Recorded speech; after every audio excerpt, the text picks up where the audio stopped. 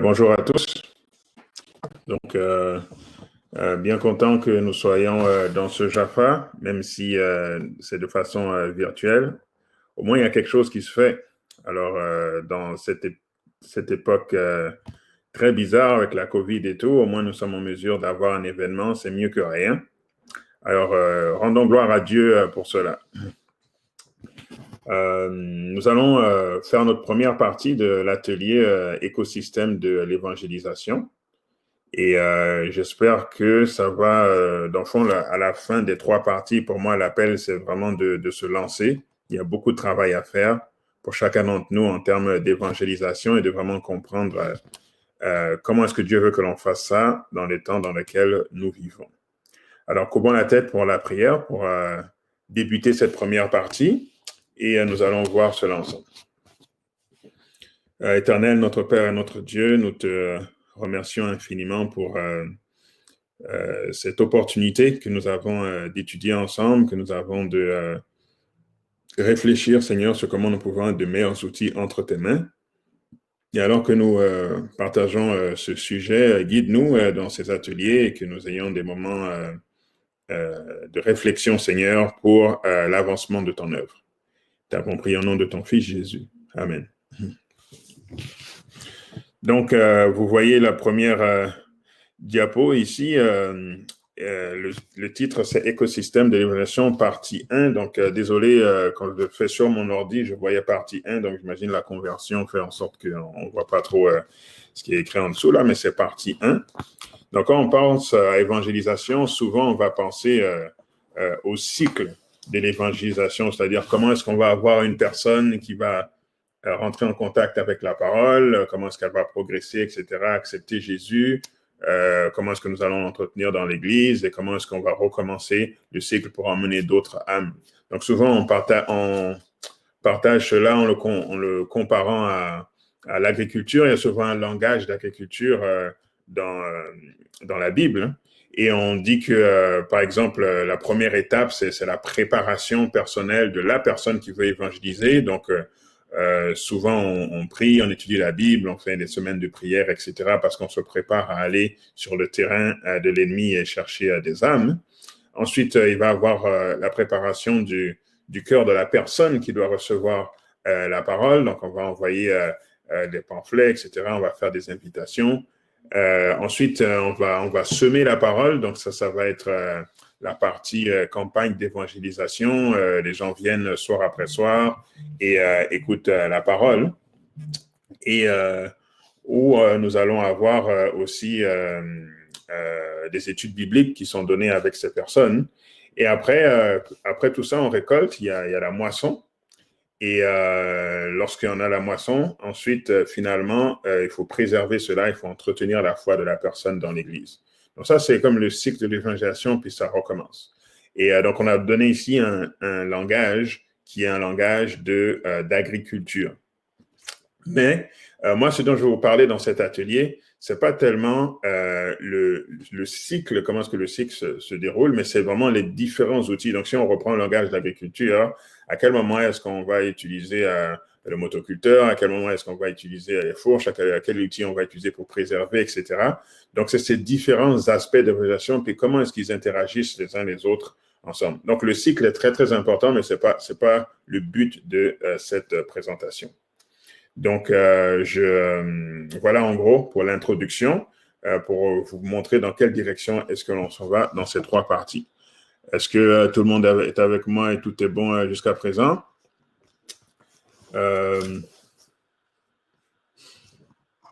OK, good. Ça fait que je voulais vous montrer ici en guise d'introduction, merci pour les retours, cette histoire que l'on trouve dans l'Évangile selon Luc au chapitre 10. Donc, nous allons lire l'Évangile selon Luc au chapitre 10 à partir du verset 29 et nous allons lire jusqu'au verset 37. Donc, Luc chapitre 10, les versets 29 jusqu'au verset 37. Alors, c'est écrit, c'est la parabole du bon samaritain. C'est écrit, mais lui, voulant se justifier, dit à Jésus, Et qui est mon prochain? Jésus reprit la parole et dit, un homme descendait de Jérusalem à Jéricho. Il tomba au milieu des brigands qui le dépouillèrent, le chargèrent de coups et s'en allèrent, le laissant à demi-mort. Un sacrificateur qui par hasard descendait par le même chemin, ayant vu cet homme, passa outre. Un lévite qui arriva aussi dans ce lieu, l'ayant vu, passa outre. Mais un Samaritain qui voyageait, étant venu là, fut émis de compassion lorsqu'il le vit. Il s'approcha et banda ses plaies, en y versant de l'huile et du vin. Puis il le mit sur sa propre monture, le conduisit à une hôtellerie et prit soin de lui. Le lendemain, il tira 2 deniers, les donna à l'hôte et dit, « Aie soin de lui, et ce que tu dépenseras de plus, je te le rendrai à mon retour. » Lequel de ces 3 te semble avoir été le prochain de celui qui était tombé au milieu des brigands? C'est celui qui a exercé la miséricorde envers lui, répondit le docteur de la loi. Et Jésus lui dit, va et toi, fais de même. Donc, dans la parabole du Samaritain, du bon Samaritain ici, Jésus est en train d'illustrer comment est-ce que nous devons prendre soin de notre prochain, c'est qui notre prochain. Donc, ici, c'est un modèle parfait d'évangélisation, n'est-ce pas? Parce que on lit l'histoire et on veut clairement s'identifier au bon Samaritain, n'est-ce pas? Et non pas aux Lévites ou aux sacrificateurs qui sont passés et qui n'ont pas eu compassion envers cet homme qui s'est fait battre par les brigands. Donc, on veut prendre le modèle du bon Samaritain. Et Jésus ici, dans le fond, il est en train de montrer que c'est lui qui est le bon Samaritain. Le bon Samaritain ici est une image de Jésus et de comment nous devons toucher les âmes. Donc, premièrement, si on fait un parallèle par rapport à ce qui se passe ici, cet homme-là qui est battu par les brigands, ça représente l'humanité. Donc, c'est Adam, Ève et puis tous les êtres humains qui ont vécu depuis ce moment jusqu'au retour de Jésus. Nous avons été pris d'assaut par Satan et ses démons et chassés du jardin d'Éden. Donc, l'humanité est dans un état terrible. Et on dit que la personne a été laissée à demi-mort. La Bible nous dit que le salaire du péché est la mort. Donc, depuis que nous sommes séparés de Dieu, nous sommes comme à demi-mort et nous avons besoin d'aide pour retrouver la vie, pour retrouver le paradis qui a été perdu. Maintenant, ce bon Samaritain, c'est Jésus qui vient parce que le sacrificateur est passé et il n'a rien fait. Le Lévite est passé et il n'y a rien fait. Donc, dans le fond, ça représente comme les Juifs à qui Dieu a donné des oracles sacrés. Ils avaient tout un système sacrificiel, etc. Mais ça n'était pas la vraie solution du péché. Il fallait que Jésus vienne en personne. Ou ça représente ceux qui sont indifférents aussi par rapport aux souffrances de l'humanité, tout simplement. Donc Jésus, lui, en venant, il apporte une guérison à l'humanité. Et il le fait comment? On dit qu'il lui il verse du vin et de l'huile sur ses plaies. Donc le vin ici représente le sang de Jésus. C'est par le sang de Jésus que l'humanité est sauvée. Et l'huile représente le Saint-Esprit. C'est par le Saint-Esprit aussi que nous pouvons être transformés en l'image de Jésus. Ensuite, tu le mets sur une monture et l'emmène, n'est-ce pas, à l'hôtellerie. Et donc là, ça représente maintenant tout ce que Jésus va utiliser comme support pour emmener l'âme à être totalement restaurée. Il l'emmène à l'hôtellerie, il le dépose là, il paye les frais et ensuite il doit s'en aller. Donc Jésus, quand il est venu, il a vécu sa vie parfaite, il s'est sacrifié, il est monté au ciel, n'est-ce pas, parce que son sacrifice a été accepté. Donc il est parti, mais il a dit, je reviendrai. Donc un jour, Jésus reviendra, n'est-ce pas? Et il dit que ce que l'hôtelier aura dépensé pour s'occuper de cette personne, en d'extra, Jésus va lui remettre, il va avoir une récompense. Donc, effectivement, quand Jésus va revenir, il va récompenser les hôteliers. Les hôteliers, c'est l'endroit où on emmène ces personnes blessées. Donc, dans le fond, c'est l'Église, c'est nous. C'est là où les âmes retrouvent, n'est-ce pas, en l'occasion d'être restaurées, en l'occasion d'être guéries. Et si nous sommes des bons et fidèles serviteurs, Jésus va nous récompenser à son retour. Donc, si nous avons une illustration du plan du salut, de Jésus qui est le bon Samaritain, de comment est-ce que nous devons emmener les âmes à Dieu. Et maintenant, la question c'est, je suis le bon Samaritain, je suis l'hôtelier, je suis la monture sur laquelle Jésus met la personne. Donc, on peut se placer à différents endroits et on voit ici, il y a comme un écosystème, n'est-ce pas, d'évangélisation. Tout ça doit travailler ensemble pour que les âmes puissent être sauvées. Regardons un autre exemple que je veux vous montrer vraiment d'approche de Jésus par rapport aux souffrances de l'humanité et qui explique pourquoi est-ce que c'est la meilleure façon d'emmener les âmes à lui. Alors, dans Jean chapitre 1er, donc l'évangile de Jean commence évidemment au chapitre 1er, et c'est écrit les deux disciples, donc Jean chapitre 1er, verset 37 à 39, c'est écrit les deux disciples l'entendirent prononcer ces paroles et ils suivirent Jésus. Donc là, on est au début de l'évangile selon Jean. Jésus se retourna et voyant qu'ils le suivaient, il leur dit, que cherchez-vous? Ils répondirent, Rabbi, ce qui signifie maître, où demeures-tu? Venez, leur dit-il, et voyez. Ils allèrent et ils virent où il demeurait, et ils restèrent auprès de lui ce jour-là. C'était environ la 10e heure. Donc ici, nous avons Jésus, n'est-ce pas, au tout début de l'évangile selon Jean. Donc Jean présente cette personne. Avant cet épisode, on dit que le monde a été créé par la parole a été faite chair, etc. On introduit le ministère de Jean-Baptiste. Et maintenant, il y a ces disciples qui vont passer de Jean-Baptiste à Jésus. Et lorsqu'ils suivent Jésus, Jésus se retourne et leur dit, « Que cherchez-vous » Donc ça, c'est la première question que l'on doit se poser lorsqu'on veut évangéliser les âmes. Souvent, on arrive auprès des gens et c'est comme si on a déjà prédéterminé qu'est-ce qu'ils cherchent et on leur impose, dans le fond, une solution à un problème qu'ils n'ont pas. Et c'est cette distinction qui va faire toute la différence, d'être vraiment sensible à c'est quoi le vrai besoin de cette âme. Les besoins de l'âme sont multiples, mais c'est quoi le vrai besoin de cette âme? Que cherchez-vous? C'est là que commence le travail de sauver une âme. Et là, ce qu'ils voulaient, c'est savoir, Rabbi, maître, où est-ce que tu demeures? Ils avaient un besoin de socialiser avec Jésus. Ils voulaient mieux connaître Jésus. Donc Jésus, il n'a pas commencé par l'expliquer toutes les prophéties, etc. Il a dit, OK, venez là où j'habite, et ils ont passé du temps ensemble.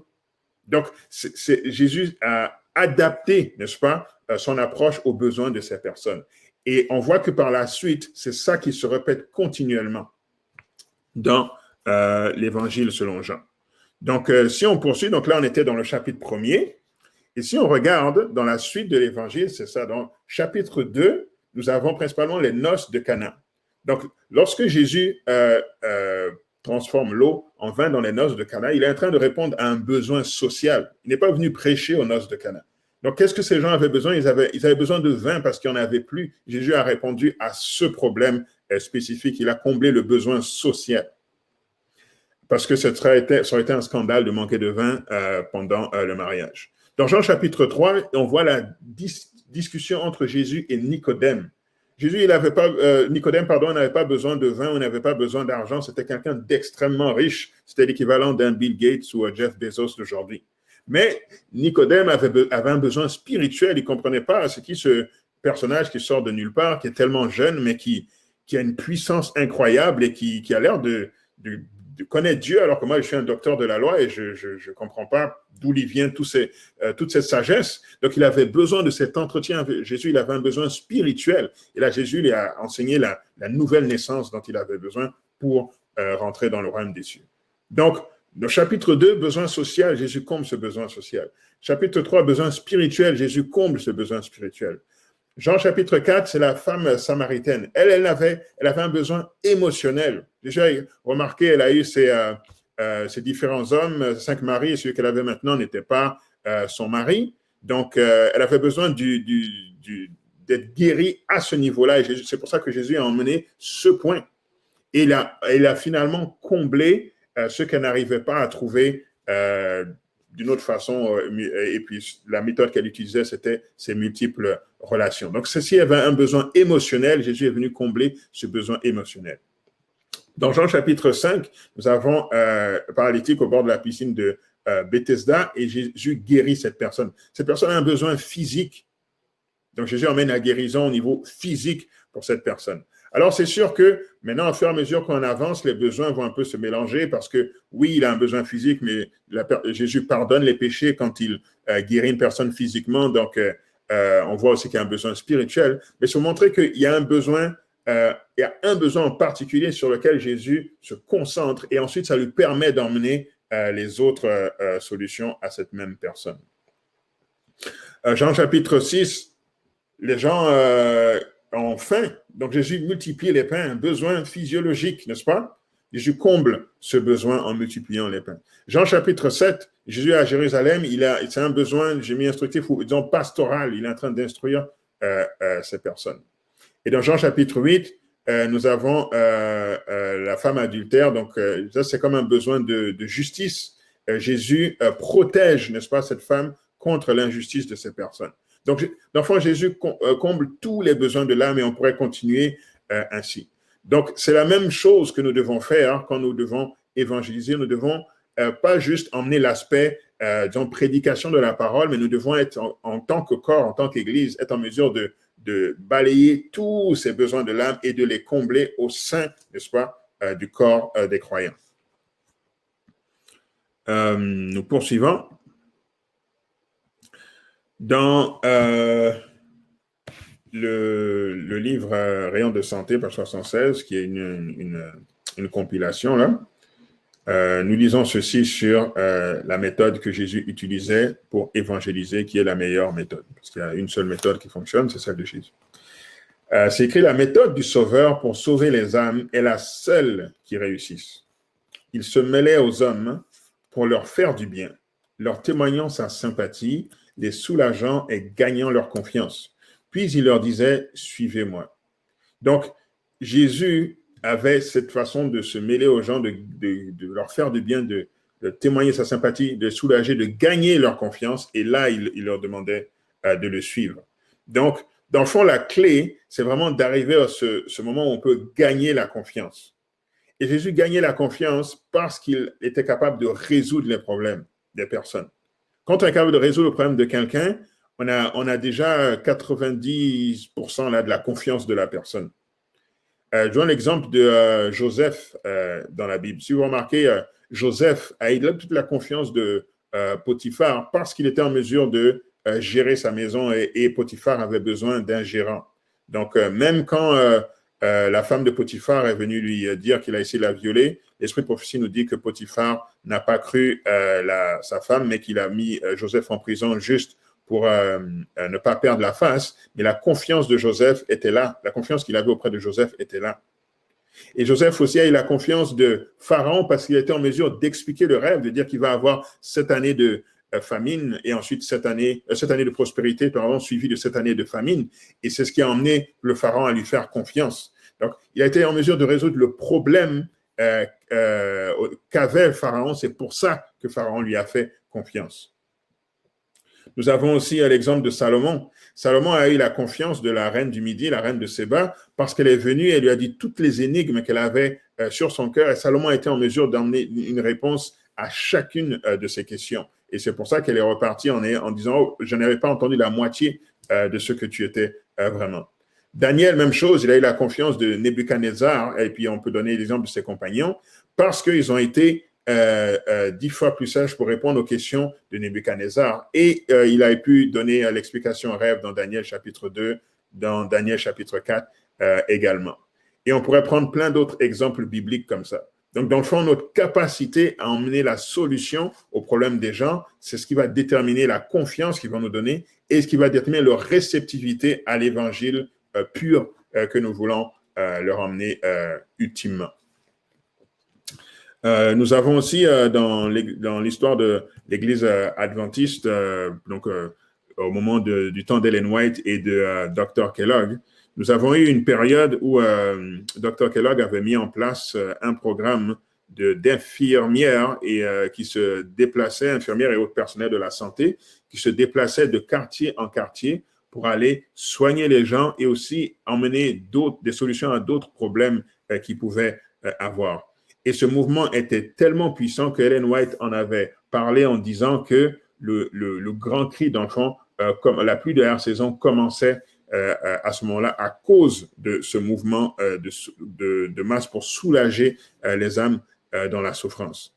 Et bon, nous savons que finalement, le peuple a rejeté le message d'être suffisant par la foi, Jésus n'est pas revenu à cette période, etc. Mais c'est juste pour donner un exemple que c'est vraiment dans cette direction-là qu'il faut aller pour que nous puissions emmener les âmes en masse dans l'Église. Maintenant, cette méthode de Jésus n'est pas nouvelle. Donc, parfois, on pense que Jésus a fait ça dans le Nouveau Testament, mais qu'avant, ça se passait autrement.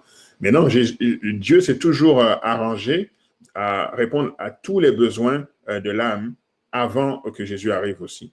Donc, quand il y avait à l'Église de l'Ancien Testament, disons, je parle du peuple d'Israël ici, marqué que pour tous les besoins spirituels, Dieu avait mis les sacrificateurs, n'est-ce pas, les Lévites qui étaient là pour enseigner le peuple, qui étaient là pour répondre aux besoins spirituels de l'âme. Parce que l'âme est essentiellement spirituelle, mentale et physique, donc il faut combler ces trois aspects. Sur le côté mental, il y avait les écoles des prophètes qui étaient là pour former les enfants. Il y avait les parents aussi qui formaient les enfants dans leur plus jeune âge. C'est ce qu'on voit, par exemple, avec Moïse, avant qu'il soit donné à la fille de Pharaon. Et c'est ce que faisait la majorité des parents à l'époque. Et pour le besoin physique, on voit que Dieu leur a donné une terre. Il a réparti le pays d'Israël, le pays de Canaan, pardon, en différentes portions selon les tribus pour que chacun ait assez de terre pour cultiver et répondre aux besoins de sa famille. Et pour les Lévites qui n'avaient pas hérité de terre parce qu'ils étaient consacrés dans le temple, et bien les autres devaient travailler, emmener leurs offrandes, et ça leur permettait de vivre. Donc, tous les aspects des besoins de l'âme étaient comblés dans le système que Dieu avait mis dans l'Ancien Testament. Donc, ce n'est pas une méthode nouvelle. Et quand on arrive dans le Nouveau Testament, et ben, c'est la même chose. Pour tous les besoins spirituels, à la place du sacrificateur, maintenant, il y avait les apôtres et les évangélistes qui étaient là pour ça, on peut dire les anciens aussi d'Église. Pour le besoin mental, il y a aussi l'éducation des parents et aussi la formation. Ils ont mis beaucoup d'écoles aussi pour former les jeunes. Et pour le besoin physique, il y avait le partage des biens. On voit dans le livre début de Actes, chapitre 6, les diacres qui arrivent pour pouvoir organiser l'Église, s'assurer que personne n'est négligé, etc., pour que les besoins physiques des gens aussi soient comblés. Donc, Dieu s'assurait que tous les besoins de l'âme soient comblés. Maintenant, ça m'emmène à ce point-ci. Je vous montre ici une image qui, selon moi, reflète l'œuvre. Donc là, on a vu la méthode de Jésus. Il faut vraiment combler les besoins de l'âme. On a vu que c'était dans l'Ancien Testament, que c'était dans le Nouveau Testament. Et comment est-ce que l'on fait pour nous qui vivons aujourd'hui, là, en 2020? Qu'est-ce que Dieu a prévu pour nous pour pouvoir emmener les âmes à lui? Alors, l'œuvre adventiste, je la compare à une table, hein, et cette table a 5 supports. Donc, sur chacun des supports est écrit un aspect de l'œuvre que Dieu nous a donné pour l'Église adventiste 7e jour. Donc, nous avons l'œuvre de la santé, là, le premier pied de la table. Nous avons l'œuvre de la publication, n'est-ce pas? Donc, la publication, c'était tous les livres d'esprit de prophétie, n'est-ce pas? Nous avons tous les livres écrits par la santé, à l'époque aussi, et l'œuvre de publication qui continue aujourd'hui. Pour la santé, c'était tout l'aspect sanatorium, hôpitaux, missionnaires médicaux, etc. Nous avons l'œuvre de l'éducation. Dieu nous a demandé de faire des écoles pour former des missionnaires, pour former des hommes d'affaires, pour former des médecins, etc., pour qu'on puisse avoir des gens éduqués, qualifiés pour faire avancer l'œuvre. Nous avons le ministère de la parole, qui est avec, donc là on parle plus des églises, de la prédication des pasteurs, des évangélistes, etc. Et nous avons aussi le ministère j'ai mis ici agriculture ou de la nourriture. Dieu nous a demandé d'être des leaders dans le domaine agroalimentaire pour faire la multiplication des pains modernes d'enfants, pour emmener des aliments santé aux personnes. Parce que vous pouvez être sûr que lorsque Jésus a multiplié ces pains, c'était probablement un des meilleurs pains que les gens n'avaient jamais mangé de leur vie. Donc, voici l'œuvre. Donc, c'est comme une table avec ses 5 pieds. Mais si on regarde ce qui se passe, là, je ne parle pas de l'œuvre adventiste partout dans le monde, mais je parle de ce qui se passe au Québec. Par exemple, si on regarde ce qui se passe au Québec, eh bien, est-ce que nous avons vraiment ces 5 branches de l'œuvre solidement établies? Par exemple, si on parle du ministère de la parole, qui va plus les églises, Combien d'églises est-ce que nous avons ici au Québec? J'ai compté, si on prend les églises et les groupes, sont des églises en devenir, nous avons 54 églises et groupes en devenir. Donc, on peut dire que pour l'échelle du Québec, cet aspect-là, on a quand même fait du bon travail. On a 54 églises. Maintenant, si on parle de l'éducation, combien d'écoles est-ce que nous avons? Eh bien là, on passe de 54 à 2 écoles, parce que dans le fond, il y a Grace Academy à Montréal et il y a celle de Sartigan. Ce n'est clairement pas un aspect de l'œuvre qui est bien établi ici. On en a 2, c'est mieux que rien, mais dans le fond, il en faudrait autant qu'il y a d'églises, donc il en faudrait 54, ou si on pouvait au moins avoir la moitié de ce qu'il y a dans les églises, si on pouvait avoir au moins 27 écoles, ce serait très bien. Mais à 2, on est clairement très loin du compte. Maintenant, si on prend l'œuvre de publication, donc l'œuvre de publication, là, je pense à un ministère, c'est la publication Orion, et je pense à notre frère Jay qui vient de lancer aussi Lévis Publication. Même là, il n'y en a pas assez encore. Il y a beaucoup de travail à faire à ce niveau. Si on parle maintenant au niveau de la santé, combien de cliniques nous avons, combien d'hôpitaux adventistes est-ce que nous avons ici dans la province de Québec? Et bien là, on tombe à 0.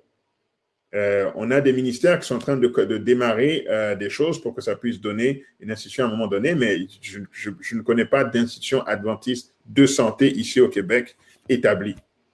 Et si on parle de l'œuvre agroalimentaire, combien d'usines agroalimentaires est-ce que nous avons adventistes qui emmènent des solutions santé à la population? 0 non plus. Donc, si on devait représenter cette table telle qu'elle est aujourd'hui, eh bien, il y aurait une patte qui est très longue et bien solide, qui est celle des églises, avec les 54 églises. Il y aurait une toute petite patte pour l'éducation, une toute petite patte pour la publication, et il n'y aurait aucun autre pied de table pour la santé et l'agriculture. Donc, la table, elle est fragile. C'est comme une table qui tient sur juste un morceau de bois qui est solide, et si on penche un peu par là, ça tombe, on penche un peu par là, ça tombe. Donc, on n'a pas une œuvre solide, on n'a pas un écosystème solide pour pouvoir emmener des âmes en masse dans l'Église, les maintenir, les faire croître, etc. Il faut que tous ces aspects de l'œuvre soient développés pour que nous ayons un écosystème solide et que les âmes puissent venir à Jésus et croître à l'intérieur du corps des croyants. Donc, je dis le corps des croyants, donc, ce n'est pas juste l'Église. L'Église n'est pas le seul aspect qui permet à la personne de croître. Donc, oui, c'est très important, l'Église. Il faut que la personne vienne et aille à l'Église. Mais il y a d'autres aspects de l'œuvre aussi qui sont très importants et où les gens doivent pouvoir s'épanouir, développer leurs talents et tout ça à l'intérieur du mouvement adventiste. Et c'est là où Dieu nous demande de faire toutes ces œuvres et plus, parce que là, je résume, mais il y a beaucoup de ramifications à ces différents aspects. Et là, tout le monde trouve sa place, tout le monde grandit, tout le monde consacre son temps à l'avancement de l'œuvre.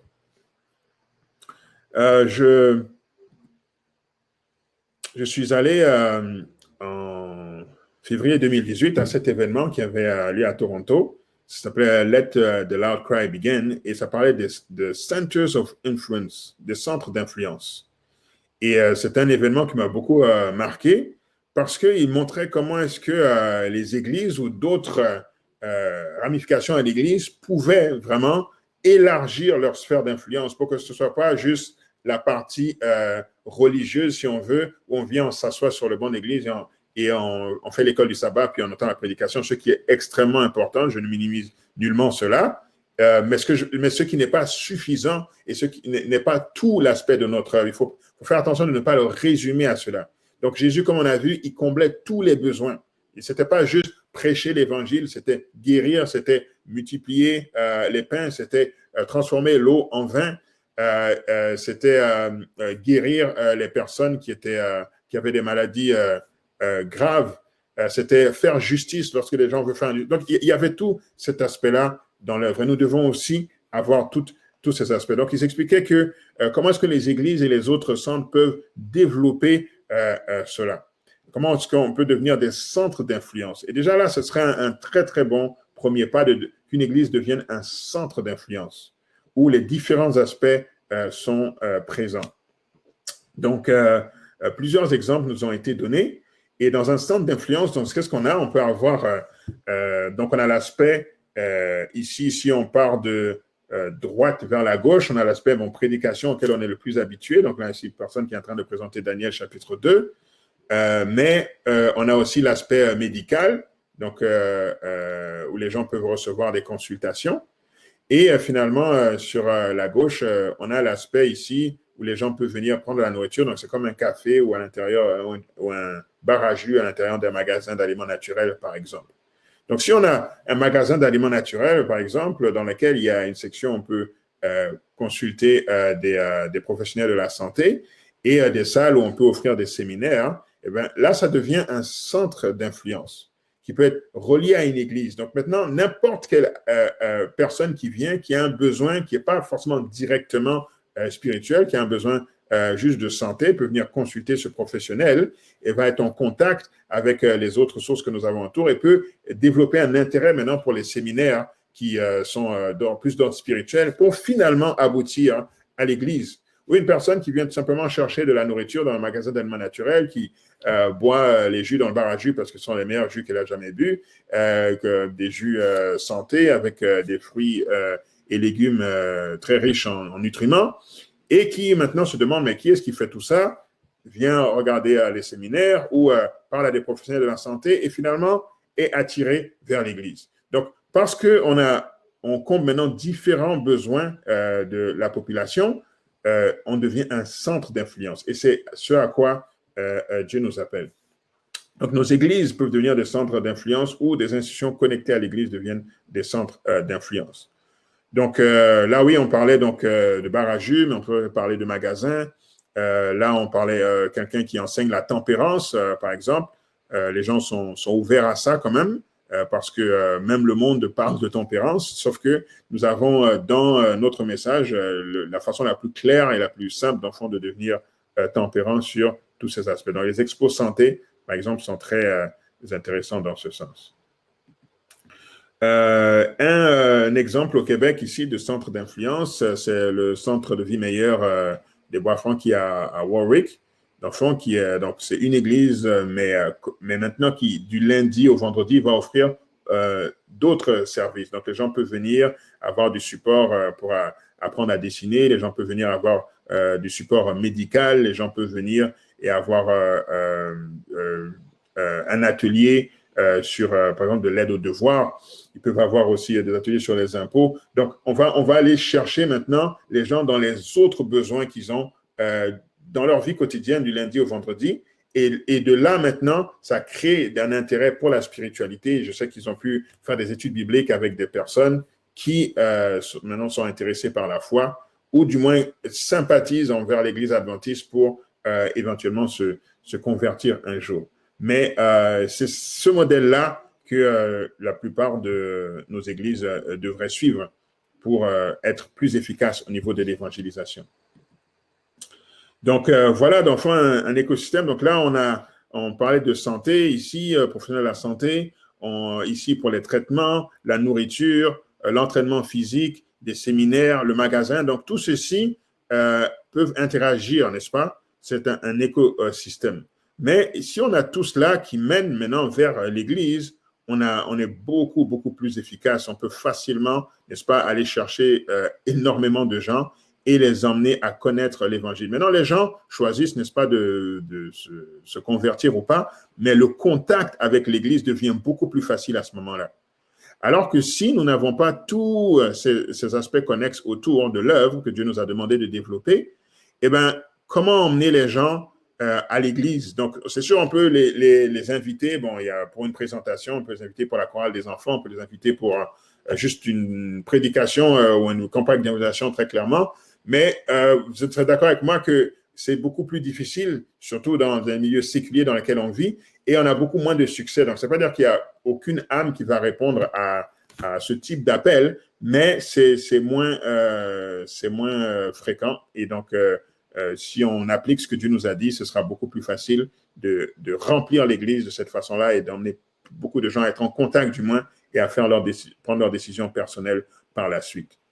Donc, la question que j'ai pour vous, est-ce qu'il y en a parmi vous qui ont des églises locales qui sont des centres d'influence?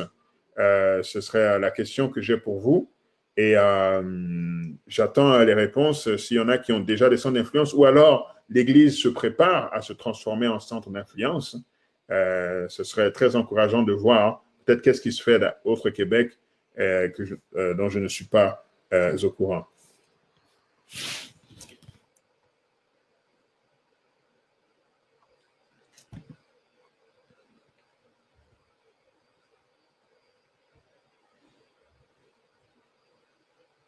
Donc, j'attends un peu pour voir si vous avez, est-ce qu'il y a quelqu'un parmi vous qui a une église qui a un centre d'influence ou qui prévoit devenir un centre d'influence? Je cherche, donc, faut un peu d'encouragement à ce niveau-là pour ce qui se passe ici au Québec.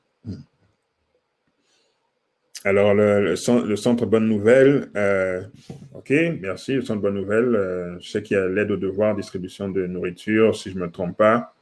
Et j'ai beaucoup de professionnels de la santé qui aident des personnes.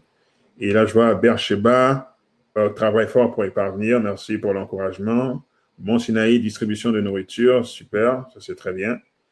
OK, ouais, tout ça c'est super. Et,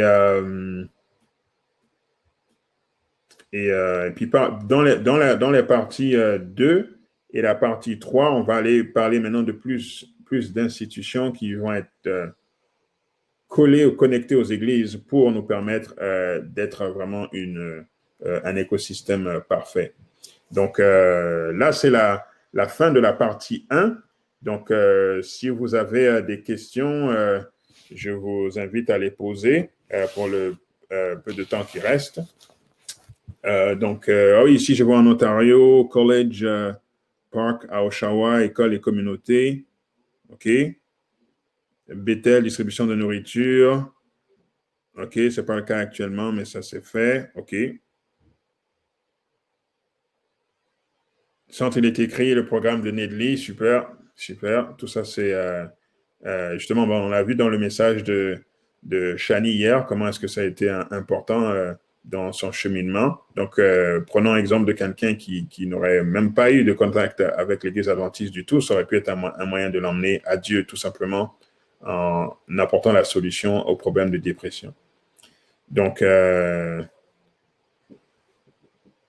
que quelqu'un sait comment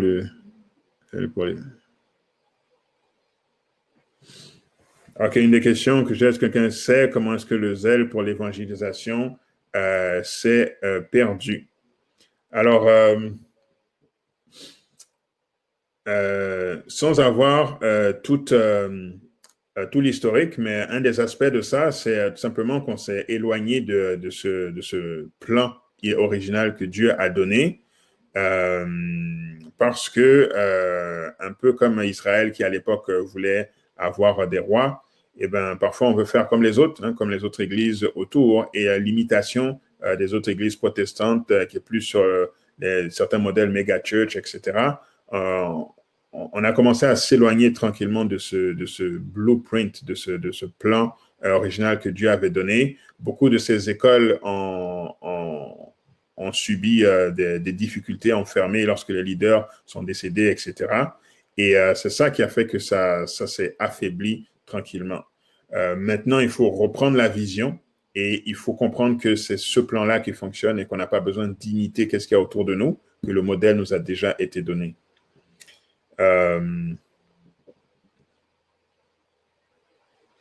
Oui, c'est ça. Donc, les autres membres, les autres églises recrutent, ont ont des façons aussi de recruter beaucoup de membres, mais le message qui est apporté n'est pas du tout le même. Donc, la préparation pour le retour de Jésus n'est pas faite vraiment. Donc, c'est là où les adventistes ont une mission spéciale.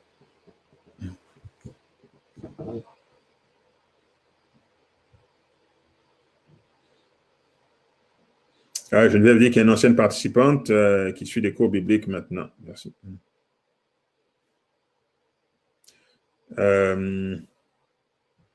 Pour certains, le zèle de départ a été mal dirigé, car on ignorait le plan de Dieu et le découragement est arrivé. Oui. Merci Nadège pour ça. Donc, est-ce qu'il y aurait d'autres commentaires ou questions? Sinon, ben, on va finir là. Et on va avoir la deuxième partie dans laquelle nous allons voir vraiment le modèle par excellence pour être un écosystème parfait. Et dans la partie 3, on va voir un peu le fait de se lancer là. Il faut qu'on se lance pour que ça apparaisse. Donc, se pourrait-il que nous sommes tellement répartis dans la gestion de beaucoup de choses qui semblent urgentes qu'on est distrait? Oui, certainement, il y a la distraction. Certainement, il y a la distraction. Et il y a aussi on n'est pas formé. Donc, vu que c'est comme un art perdu qu'il faut retrouver. Donc, je pense que ça, pour nous, en tout cas, c'est plus difficile que pour ceux qui avaient cette formation avant et qui avaient beaucoup de leaders pour les diriger. Donc, on doit s'auto-former un peu là-dedans.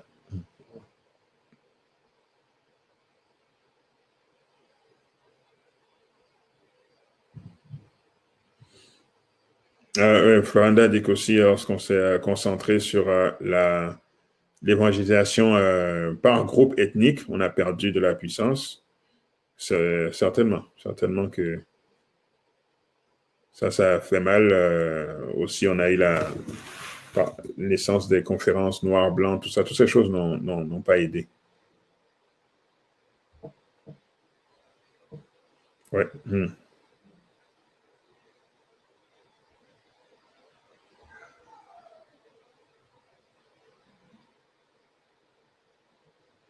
Ouais, ouais, pas de formation trop longue. Droit au but. Donc, OK, les amis, je vais prier pour clôturer cette partie.